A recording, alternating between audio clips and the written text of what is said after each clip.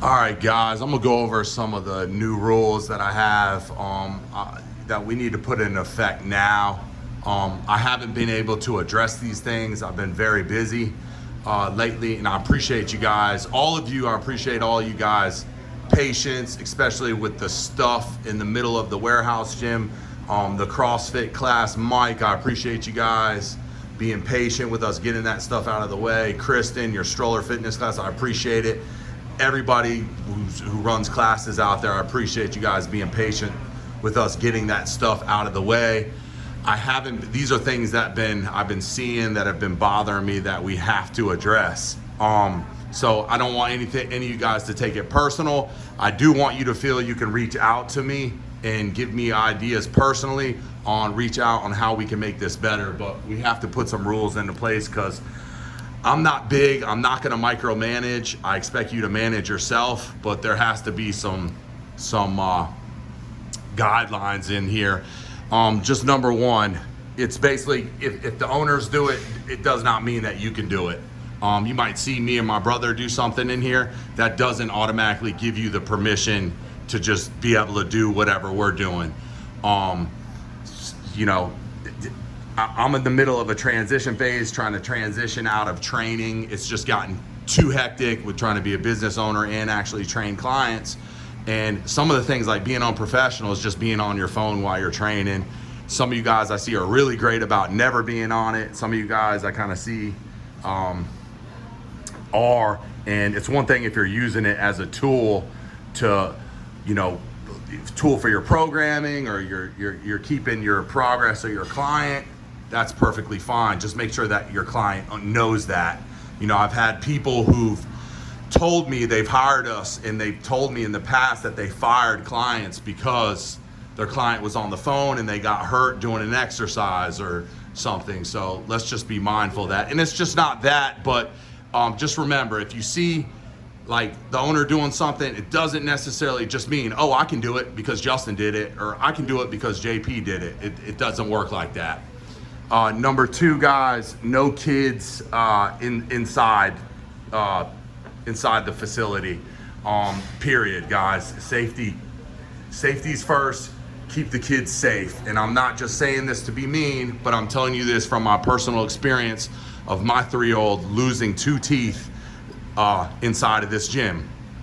People get hurt, and the more days you're in here, the more it's likely to happen. So it's not just me, it's also the members, personal training clients. They don't like it. They've expressed it to me that they don't like it.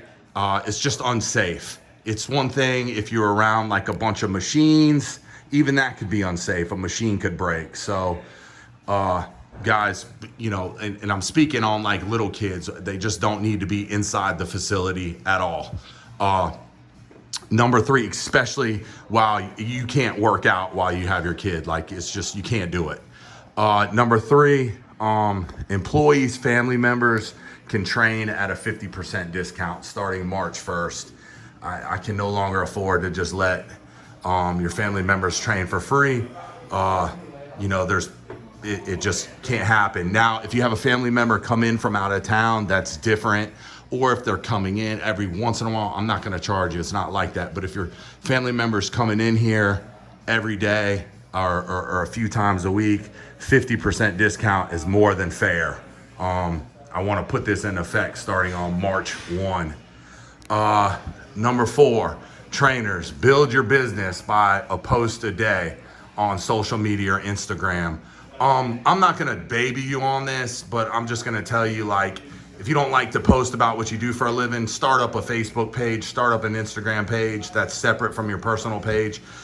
Become friends with your clients, and post something about the gym, something that you do. You know, it's, I always tell you guys get 70% of anything you bring in this facility. So that's an opportunity for you to build your business. You can't just, you know, come in and expect to take and just get clients and not try to bring into the business at the same time. So I built this business off of posting on social media, whether it was a lot of Facebook. I'm a big proponent of Facebook because Facebook is more local. So just make a post each day, maybe of some type of progress of your client. If you're really in this and you do this for a living, like, your page shouldn't be all about just you. It should be about what you do for a living. Number 5, trainers need to be ready for client or class 15 minutes early. Look, guys, I'm not saying it's mandatory for you to be here 15 minutes early, but like showing up, walking in 2 minutes after your client's here, I mean, come on, we got to be a little bit more professional than that. We've got to be more professional than that. We've got to be set up and ready to go. We don't need to be starting class and setting up. I went to, I watched this coach I take my son to, and the guy says, be there at 10 o'clock, and we're there, and he spends 30 minutes setting up. And it's like, man, it's your job to be set up beforehand. Let's see, where are we at? Number 6, trainers need to look professional while training. Good hygiene. You need to smell good. You don't need to come off of, I saw Josiah wrote that down wrong, spelled professional wrong, but trainers don't need to look like or smell like a sopping wet rag, like you just got done working out. Look professional. Number 7, guys, someone just brought this to my attention today. Introduce yourself to every member client in here you don't know.